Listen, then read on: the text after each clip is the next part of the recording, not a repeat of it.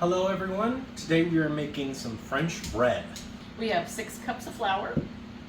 We have 2 tablespoons of yeast, 3 tablespoons of sugar, a tablespoon of salt, 6 tablespoons of oil. 6? No, You mean 5 tablespoons of oil, sorry. The And then- actual proper ingredients will be in the description, so she'll get it right then. Yeah. The egg is for egg wash on top when we have them ready for the oven. And then I have a half a cup of warm water here to mix the yeast in. And then we also have to have 2 cups of warm water, which I haven't got yet because I don't want it to get cold. And then we're going to start mixing all of this together. You'll see what it's like. Also, we have a puppy down here, so if you see him walking around, just ignore him. So what I'm doing first is I'm put the 2 tablespoons of yeast in the warm water, and I'm stirring it up, trying to get it to dissolve. That's what we do first. 2 cups of water. We're going to put it in an empty dish. It's warm water again. That's 2 cups of warm water. Right. And then our salt, our sugar. Should I get a bigger thing? Yeah. And then our oil. And then we're going to do half of our flour. All right, so there's 1,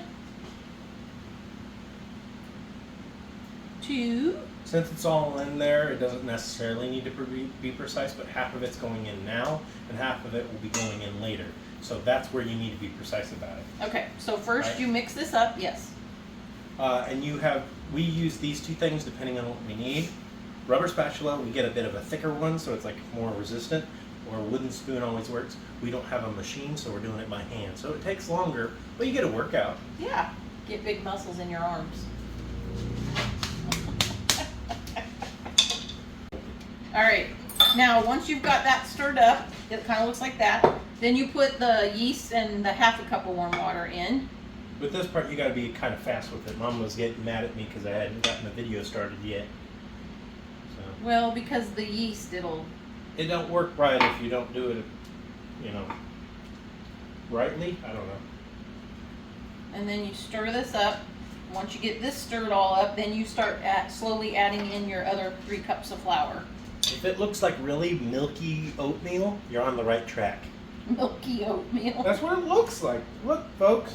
It's Kinda like does. really bad oatmeal. I don't know. And it smells like bread already Yeah, because it you smells smell like- the yeast. Yeah. Yeast mixing with the flour.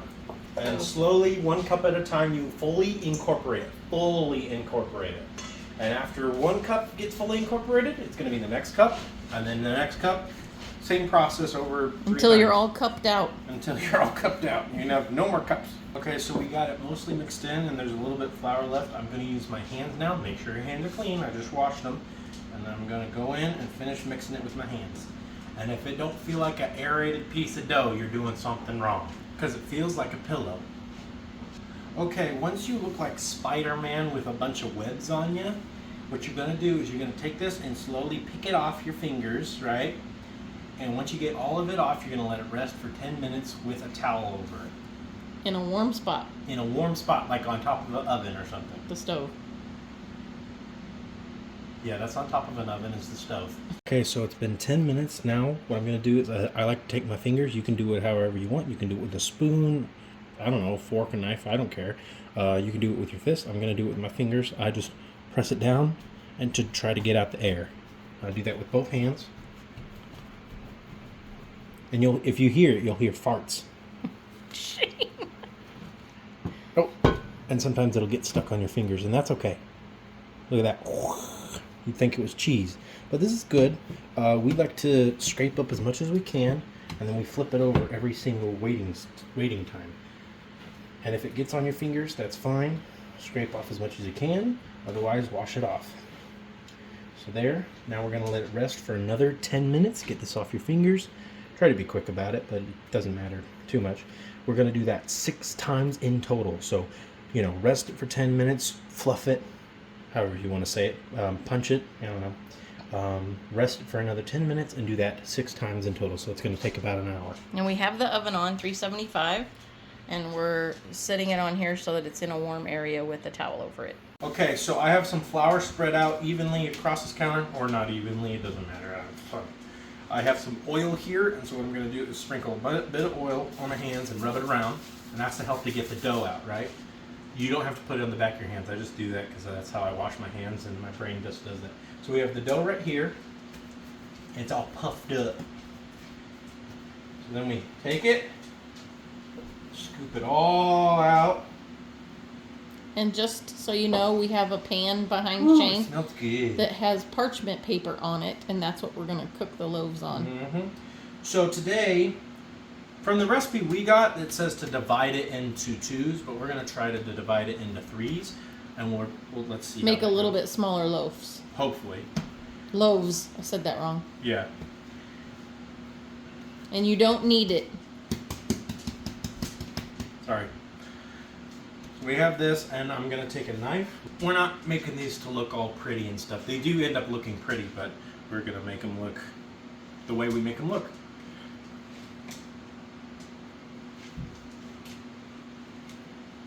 There's one.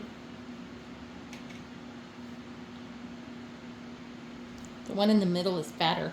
Yeah, it's a little fatter, but that's fine. There we go. There's 3 of them. What we're going to do is we're going to try to shape it. Almost like a burrito kind of shape. We're just tucking it. See? And you tuck all the, all the edges. Like, we don't want this hanging out like that. We want it under as much as we can, because once it starts to cook, it'll take the shape that we need. And it puffs up heavy. Here, we'll just... That's good. I'm just wanting to make it the shape I want to make it, Mama. So now that we have this shape, did you oil this? We have parchment paper over here. You don't have to put oil on it, but we always do. We have some spray oil. You can use oil, butter, whatever you want. I don't suggest butter because it starts to burn real easy, so be careful about that. That's good. Now we have this. We'll take this over here, and we're going to try to fit all 3 on here. We don't have a big enough cookie sheet to do anything else, so do whatever you feel is right. So now what we're going to do is we're going to let it rest, but before we let it rest, I'm going to try, anyway, to make some lines in it. And what that does is it disperses the steam whenever it's, cooking in the oven. I'm going to put 3 lines on each of these. You can put however many you want. We don't have a good knife for this, so it takes a minute. How long are we going to rest it? I believe it's 20 minutes. So we're not We're going to to rest it for 20 minutes? Yep. Okay. We're not going to cover it again, but we're going to leave the oven on and rest for 20 minutes over on the stove. Okay.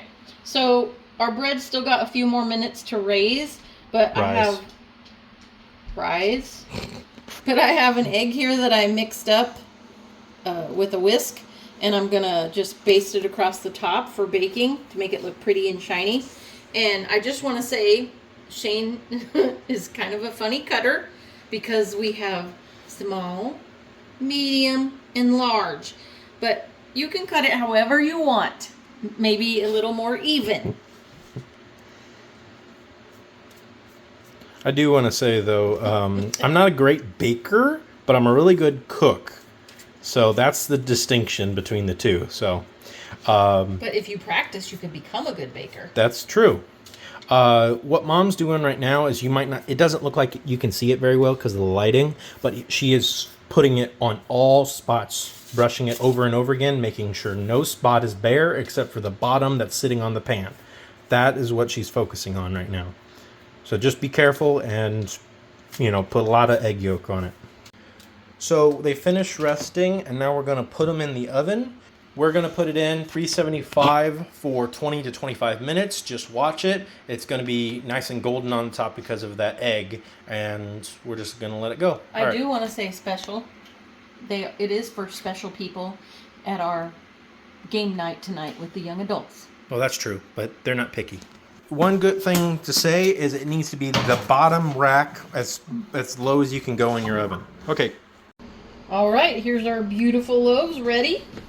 They are so golden and they're... Yeah, listen. So we're going to take them off, and I'm going to put them on a cooling rack and let them rest for a little bit to cool down. And then we will show you the finished product as we taste it. All right, here's one of our beautiful loaves of bread.